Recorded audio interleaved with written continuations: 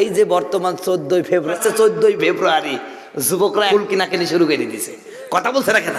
আবার বর্তমান যুবক বলছে হুজুর আমি ওই ছুরির উপরে ওই সেমরির উপরে ক্রাশ খাইছি, ক্রাশ। বর্তমান যুবক যেটার নাম দিছে ক্রাশ, আল্লাহর নবী 1400 বছর আগে ওইটার নাম দিয়েছে চোখের জেনা। কিসের জেনা? চোখ দিয়ে পরনারী যারা দেখে তারা চোখ দিয়ে কি করলো? চোখের জেনা করলো। সেই চোখের জেনার আধুনিক নাম হলো ক্রাশ খাওয়া, ক্রাশ খাওয়া। মেয়েরা ছেলেদের উপরে ক্রাশ খায়, ছেলেরা মেয়েদের উপরে ক্রাশ খায়। আর কত ভালোবাসাবাসি বা ওই গাছের তলে এটার তলে ওটার তলে এটার রোতে ওটার রোতে I love you too too too, কথা বলতে না কেন? আছে কি নাই? আমি বোনদেরকে বলবো, বোন 14 ফেব্রুয়ারি বিশ্ব ভালোবাসা দিবস, বেশি বেশি ভালোবাসাবাসি করো না। খুব বেশি ভালোবাসা খেয়ে ফেললে বদহজম হয়ে বমি বমি হতে পারে, কথা বলছে না? কথা বলছে না কেউ? এটা ভালোবাসা দিবস না, এটা বিশ্ব বেশ্যা দিবস, কথা বলুন ঠিক কিনা? সুতরাং কোন মুসলমানের ছেলে মেয়ে এই বেশ্যা দিবস পালন করতে পারে না, কথা বলুন ঠিক কিনা? যারা এই 14 ফেব্রুয়ারি বিশ্ব ভালোবাসা দিবস পালন করে এবং ভালোবাসাবাসি করে, ওগুলো আর কাতি মাসের কুত্তা কুত্তির মধ্যে কোনো পার্থক্য নাই। রাগ করলেন মনে হয় আমার বন্ধুগণ, আমার ভাইয়েরা। এই জন্য আল্লাহ পাক এই সমস্ত অশ্লীলতা থেকে আমাদের হেফাজত করে, সকল বলুন আমিন। প্রিয় ভাইয়েরা আমার, তাহলে রসুল যে বললেন যে রহমতের ফেরেশতার পাখা দেখা যায়, অবশ্যই যায়, কিন্তু সেই চোখটা হতে হবে ইমামে আবু হানিফার মতন, কথা বলুন ঠিক কিনা? ইমাম আবু হানিফা ওযু করছেন, তার সামনে একটা যুবক ওযু করতেছেন, যুবকের ওযুর পানির দিকে তাকায়া হযরতে ইমাম সাহেব মুস্কি মুস্কি হাসতেছেন। ইমাম সাহেব যদি হাসে দোষ আছে কি নাই? হুজুরের শতক দোষ। হুজুর যদি একটু জোরে হাঁটে বলবো যা দাওয়াত পাইছে, কথা বলছে না কেন? আবার যদি আস্তে হাঁটে বলবো রে বাবা হুজুর ফিরি পাই বেগার পাই, এমন খাওয়া খাইছে হুজুর নড়তেই পারছে না। আরে কুকুর পর্যন্ত হুজুর দেখতে পাচ্ছে না। সেদিন এক জায়গায় ওয়াজ করতে যাচ্ছে, আমার পিছনে এক কুকুর ঘেউ ঘেউ করে তাড়ি চলে যাচ্ছে। আমি তাড়াতাড়ি করে মোটরসাইকেল থামে যাই, কুকুর কার? তখন বাড়ির থেকে এক মহিলা মুরব্বি এসে বের হয়ে বলছে, হুজুর কিছু মনে করে না, কুকুরটা খুব বদমাইশ, খালি হুজুর মানুষ দেখলে তাড়ি চলে যায়। আমি বললাম ও চাচি, এই হুজুর মানুষ দেখলে খালি দাড়ি চলে যায়, আর যারা এটা দাড়ি চাষে আর দাড়ি দাড়ি পেশাব করে ওদের কিছু কয় না? কয় না, কিছু কয় না। আমি বললাম কবেই তো না। তখন বলছে ও বাবা কি বলছো, ওদের কয় না তোমাদের কয়, ব্যাপারটা কি? আমি বললাম ও চাচি, যারা ওই দাড়ি চাষে আর দাড়ি দাড়ি পেশাব করে কুকুর জানে এটা আমার জাতি ভাই, কথা বলছে না? কারণ আমিও দাড়ি পেশাব করে, ওরাও দাড়ি পেশাব করে, কথা বলছে না কেন? মনে হয় আমার উপর রাগিয়ে যাচ্ছেন আপনারা।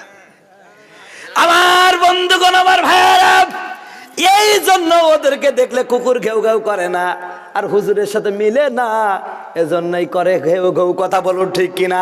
আজ বাংলার জমিনে হুজুর দেখলে যারা রাজাকার জঙ্গি আলবদর শামস বলে গালি দেয়, আল্লাহর কসম করে বলি ওরা ওদের জাতি, কথা করছে না? কথা করছে না কেন? আমার কথার দোষ না, কোরআন শরীফ বলেন উতুল্লিম বাদা যালিকা সালিম, ও নবী আপনার সাথে যারা বেয়াদবি করে তারা অবৈধ দারুস সন্তান। আমার বন্ধুগণ, আমার ভাইয়েরা, ইমাম সাহেব যখন মুস্কি মুস্কি হাসে, এমন অবস্থায় যুবক ছেলেটা বলছে হুজুর হাসেন কেন? তখন বলে বাবা রে আমি এই জন্য হাসছি, তুমি যখন ওযু করতেছিলা ওযুর পানি দিয়ে তোমার গুনাহগুলো ঝরে যাচ্ছে, এই দেখে আমি আসতেছি। যুবকটা বলছে হুজুর কি গুনাহ ঝরে গেল? আমার ভাইয়েরা, ইমাম সাহেব বলছে বাবা একটু আগে তুমি পরনারী স্পর্শ করে এসেছো। হ্যাঁ হুজুর আপনি বুঝলেন কেমনে? কয় ওযুর পানির মধ্যে আমি দেখতে পেলাম। যুবকটা হাউমাউ করে কাঁদে, বলে ইমাম সাহেব আপনার কাছে তওবা করলাম, যে আল্লাহ আমার ওযুর মাধ্যমে এত বড় গুনাহ ধুয়ে শেষ করে দেয়, ওই আল্লাহর জীবনে নাফরমানি করব না। বলেন সুবহানাল্লাহ, আল্লাহু আকবার। এবার লাভ পাইছেন না? চলেন এবার অল্প সময়ের মধ্যে তাফসীরটা শেষ করি নাকি? আমি পবিত্র কোরআন থেকে একখানা সূরা পড়েছি, সূরাটার নাম হলো জিলজাল। কি নাম? জিলজাল, ভূমিকম্প। প্রিয় ভাইরা আমার, গতকালকে তুরস্কে কি হয়েছে আপনারা দেখেছেন? আহা, মাত্র 20 সেকেন্ডের মধ্যে 100 মাইল এলাকা একদম ভূগর্ভের মধ্যে মাটির মধ্যে দেবে গেল। বিশাল বিশাল অট্টালিকাগুলো তছনছ হয়ে মাটির সাথে মিশে গেল।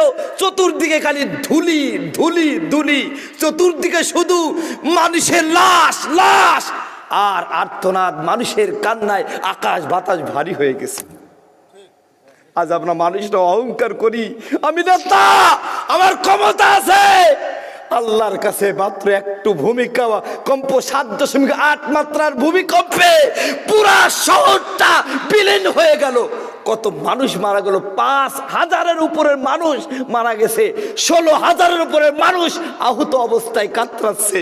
ছোট্ট বাচ্চা দেখলাম সিরিয়ার উপকণ্ঠে বিল্ডিং এর নিচে, একটা 10 থেকে 12 বছরের একটা মেয়ে, তার ছোট্ট বোন মাত্র 5-6 বছর হবে, সেই বোনটাকে আগলে রাখছে জানে বোন, ছোট্ট বোনটার কিছু না হয়। আহারে কি কষ্ট! বাচ্চারা কুতি বিল্ডিং এর মধ্যে আটকা পড়িয়ে কোনো দিকে নিঃশ্বাস নেওয়ার কিছু নেই, খাবারের কিছু নেই, পিপাসায় কলিজাটা ফেটে যাচ্ছে, একটু পানি খাবে কোনো উপায় নাই, চিৎকার করে কাঁদতেছে, আমারে বাঁচাও। বাঁচার জন্য কি হাহুতাশ করতেছে, কথা বলো ঠিক কিনা? আহারে আজ আমরা অহংকার করি, আল্লাহর ক্ষমতার কাছে তোমার অহংকার তুচ্ছ। কি বড় তুমি নেতা, কত তোমার টাকা। তুরস্কের দিকে তাকায় দেখো, সিরিয়ার দিকে তাকায় দেখো, বিশাল বিশাল বিল্ডিং গুলো মনে হচ্ছে খেলা ঘরের মতন টাস টাস করে ভেঙে পড়ে যাচ্ছে। আল্লাহ পাক এই কলু দেখায়, বান্দারে মাতব্বারি দেখাস, মাতব্বারি দেখাস। আমি তো কোনো বিষয়ে শুধু বলি কোন হও, ফায়া কোন হয়ে যায়, কথা বলো ঠিক কিনা? আজকে কি অবস্থা, আহা কত মানুষ মারা গেল, কারো মা নাই, কারো সন্তান নাই। একজন ব্যক্তিকে দিল, সে কেঁদে কেঁদে বলছে আমার সন্তানটা কেবল ভূমিষ্ঠ হলো, এই মুহূর্তে আমার সন্তানটা আবার চোখের সামনে মারা গেল। বাবার কাঁধে সন্তানের লাশ। একটা ছোট্ট বাচ্চা দেখলাম যার মা বাবা আত্মীয় স্বজন সবগুলো মারা গেছে, বাচ্চাটাকে একটা বাসায় রাখছে। কোথায় যাবে, কে আশ্রয় দিবে? প্রিয় ভাইরা আমার, সিরিয়া তুরস্কের জমিনে যখন ভূমিকম্পে মুসলমানের একের পর এক লাশ উদ্ধার হচ্ছে, অপরদিকে ইসলাম বিদ্বেষী শক্তিরা, নাস্তিক মুরতাদরা অট্টহাসি হাসতেছে আর বলতেছে, ও মুসলমান তোমরা এত আল্লাহ আল্লাহ করতেছো, এত কোরআনের পক্ষে কথা বলছো, তো তোমাদের উপর গজব আসলো কেন? জোরে বলেন নাউজুবিল্লাহ।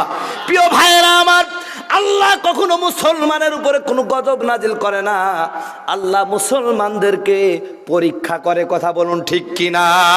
ওয়ালানাবলুওয়ান্নাকুম বিশাইইম মিনাল খাউফি ওয়াল জুই ওয়া নাকসিম মিনাল আমওয়ালি ওয়াল আনফুসি ওয়াস সামারাত ওয়া বাশশিরিস সাবিরিন। জোরে বলুন আল্লাহু আকবার।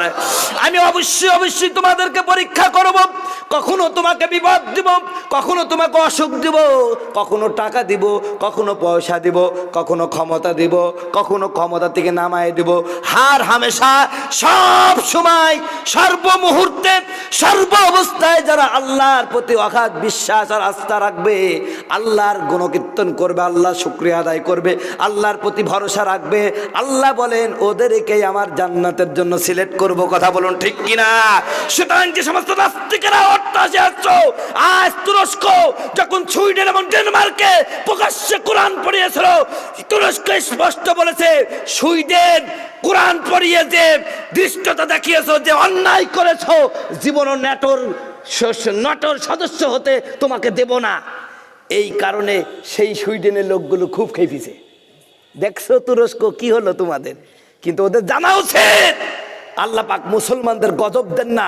যারা এই ভূমিকম্পের তলে পড়ে, ভূমিকম্পের এই ভূমিধসের মাধ্যমে যারা মারা গেল, সবগুলো আল্লাহর শহীদ, বিনা হিসাবে জান্নাতে যাবে, কথা বলুন ঠিক কিনা?